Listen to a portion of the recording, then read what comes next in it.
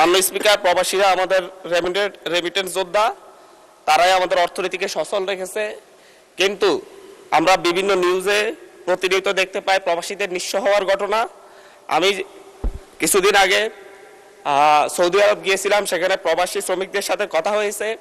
সেই জায়গায় প্রবাসীদেরকে নেওয়ার জন্য বিভিন্ন ভুয়া কোম্পানি তৈরি করা হয় এবং ভুয়া কোম্পানি থেকে যাদের কোনো অফিস থাকে না, কোনো নির্দিষ্ট ঠিকানা থাকে না, শুধুমাত্র কাগজে কলমে তাদের ঠিকানা থাকে, সেই ঠিকানা অনুযায়ী সেই কোম্পানির নামে বিভিন্ন চাহিদাপত্র তৈরি করে সরকারের কাছ থেকে অনুমোদন নিয়ে বাংলাদেশ থেকে শত শত শ্রমিকদেরকে সেখানে পাঠানো হয়।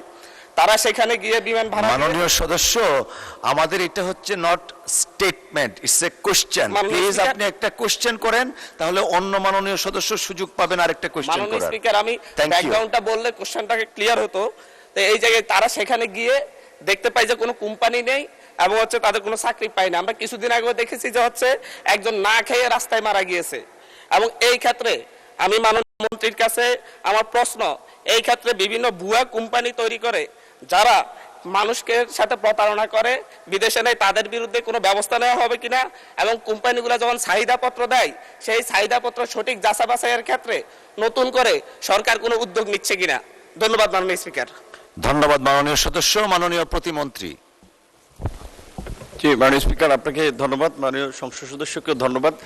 তিনি একটি গুরুত্বপূর্ণ বিষয় আমাদের সামনে এনেছেন। এটা সঠিক যে ইদানিং লক্ষ্য করা যাচ্ছে যে বাংলাদেশি, বিশেষ করে যারা দেশের বাইরে যাচ্ছে, তারা অনেকে মিলে কিংবা ওই দেশের মালিক পক্ষের সাথে মিলে একটা নামে কোম্পানি খুলে তারপরে এখান থেকে অনেক লোক নিয়ে যায়।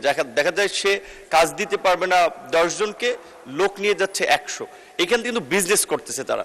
সো এখন ওইখানে যখন একটা ডিমান্ড লেটার ওখানকার দূতাবাস কর্তৃক সত্যায়িত এখানে জমা দেয়, তখন কিন্তু আমরা এটা ধরে নেই যে ওখানকার এমবাসি যাচাই বাছাই করেছে।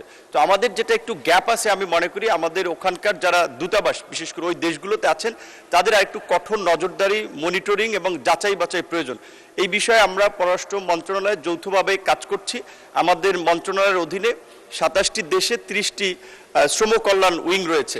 এখানে যে জনবল এবং প্রকৃত অর্থে তাদেরকে যে ফিনান্সিয়াল সাপোর্ট দেওয়া হয়, সেটা এই কাজের জন্য যথেষ্ট নয়। আমরা এই বাজেটে সরকারের কাছে বরাদ্দ চেয়েছি আমাদের মন্ত্রণালয়ের লোকবল বাড়ানোর পাশাপাশি আমাদের পররাষ্ট্র মন্ত্রণালয়ের মাধ্যমে আমাদের রেগুলার ডিপ্লোমেসির পাশাপাশি মাইগ্রেশন ডিপ্লোমেসিকে আমরা গুরুত্ব দিচ্ছি। আশা করি আমরা কিছু এখানে প্রতিকারমূলক ব্যবস্থা ভবিষ্যতে নিতে পারবো। ধন্যবাদ।